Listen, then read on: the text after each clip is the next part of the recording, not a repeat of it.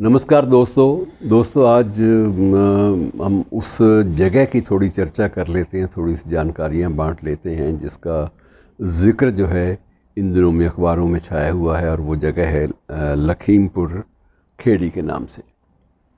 लखीमपुर खेड़ी इन दिनों में ख़बरों में कुछ गलत किस्म के और कुछ अमानुषिक हादसों की वजह से ख़बरों में है। लेकिन इसके आप बरअक्स अगर थोड़ी सी चीज़ों को अलग से हट के देखें तो ये कुछ एक तथ्य ऐसे हैं जो आपको इस ज़िले के महत्व के बारे में भी थोड़ा सा रोशनी डालते हैं। ज़िले के महत्व के बारे में आपको बहुत सारी नई सूचनाएं, नई इन्फॉर्मेशंस आपको देते हैं लोग। और जो आंकड़े हैं वो ये बताते हैं कि ये ज़िला उत्तर प्रदेश के रेवेन्यू जो पर कैपिटा इनकम है उत्तर प्रदेश के रेवेन्यू में एक बहुत बड़ा भाग जो है, या सबसे ज़्यादा जीडीपी में जो हिस्सा है वो इस ज़िले का है। कारण ये नहीं है कि ये इलाका जो है बहुत ज़रखेज़ है, बहुत ज़्यादा इसमें इनपुट शुरुआत से ही बहुत ज़्यादा रही है, या इसमें इंडस्ट्री बहुत है, या ऐसा कुछ नहीं था। एक वक्त था जब भारत पाक विभाजन हुआ मित्रों, 1953 के आसपास। जो लोग उधर शेखुपुरा और पाकिस्तान के कुछ अन्य इलाकों से उजड़ कर आए थे, उन्हें बसाने के लिए कुछ ज़मीनें यहाँ पर आवंटित की गईं। और वो ज़मीनें इत्तेफाक से ऐसी ज़मीनें थी जहाँ कोई भी फसल नहीं उपजती थी, या तो सिर्फ जंगल थे, या झाड़ झंखाड़ था, या ऊबड़ खाबड़ ज़मीन थी। और मकसद ये था कि ये लोग जो बसने के इरादे से जगह चाहते हैं, अगर ये मेहनत मशक्क़त करेंगे तो इससे दो फ़ायदे होंगे। एक तो यह है कि स्टेट में एक नई कृषि क्रांति आएगी, और दूसरा ये भी है कि ये जो लोग हैं जो वहाँ से उजड़ कर आए थे, ये लोग आसानी से बस पाएंगे। और इसमें मित्रों उन दिनों में बड़ी महत्वपूर्ण भूमिका तत्कालीन केंद्रीय गृह मंत्री गोविंद वल्लभ पंत की भी थी। तब मित्रों सोच इतनी छोटी नहीं होती थी जैसे अब हो गई है। दंगा हुआ है तो उसमें लोग उसमें बजाय इसके कि किसी भी दंगे को या किसी भी अपराध परक घटना को एक अपराध और कानूनी व्यवस्था के रूप में लिया जाए, उस सवाल से, उस नज़रिए से ही देखा जाए, उस ज़ाविये से देखा जाए, उस कोण से ही उस पर विचार किया जाए, लोगों ने अब इसको, कुछ लोगों ने शरारत के लिए इसको हिंदू सिख विवाद का रूप देना भी शुरू कर दिया है। मित्रों किस्सा ये है कि 1953 में जिन लोगों को ज़मीनें अलाट हुई थी, जो उधर से उजड़ कर आए थे, नए बने पाकिस्तान से शरणार्थी के रूप में आए थे, उन्होंने देखा कि ज़िंदगी में अगर जीना है तो हमारे सामने तौर तरीका ये है कि हम लोग मूल रूप से वहाँ भी किसान थे, और यहाँ अगर किसानी नहीं करेंगे तो हमें कहीं भी पनाह नहीं मिलेगी। हमारे लिए एक ही रास्ता है कि इन ज़मीनों को ज़रखेज़ बनाएं। और उन्होंने बेहद मशक्क़त की। शुरुआत में 3-4 साल उनको जो जंगली जानवर थे उनसे भी लड़ना पड़ा, और जो ऊबड़ खाबड़ ज़मीनें थी उनको भी सही रूप देना पड़ा। और उसके बाद उनकी मेहनत रंग लाई, और धीरे धीरे वही इलाका ज़रखेज़ हो गया, वही इलाका कृषि योग्य हो गया। वहाँ पर फसलें पैदा होने लगी, लहलहाने लगी फसलें। और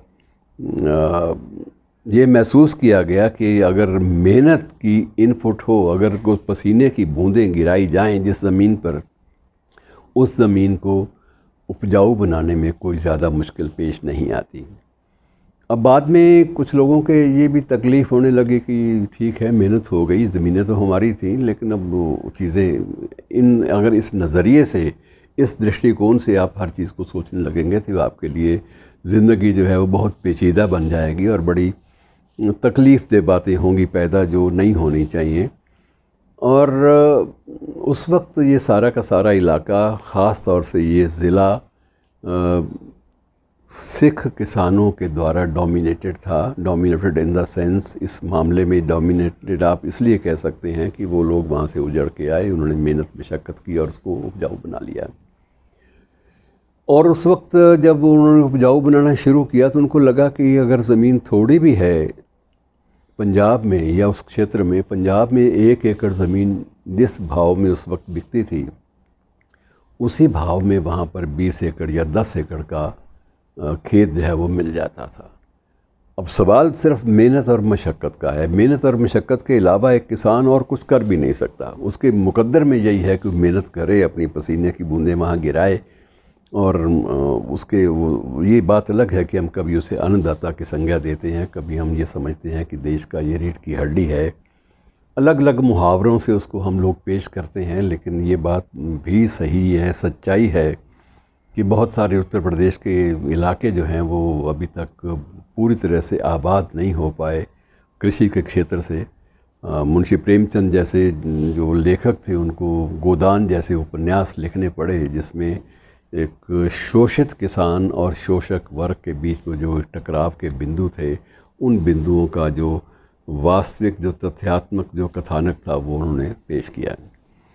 अब सबसे बड़ी बात ये होती है कि ऐसे मामलों में जहाँ हम मूल समस्या से ध्यान हटाने के लिए जाति, वर्ग या संप्रदाय विशेष की बातें करने लगे तो बड़ी तकलीफ़देह बातें होती हैं। और ऐसी तकलीफ़देह बातें करने वालों को ये भी नहीं भूलना चाहिए कि ये उत्तराखंड हुआ या उत्तर प्रदेश के बहुत सारे ऐसे ज़िले हुए, यहाँ तक कि बिहार के भी कुछ एक क्षेत्र, अगर यहाँ पर सिख लोगों का आवागमन ज़्यादा हुआ, श्रमिकों का, किसानों का, किसान मज़दूरों का आगमन ज़्यादा हुआ, तो उसका कारण ये था कि वहाँ ज़मीनें विकसित नहीं थी।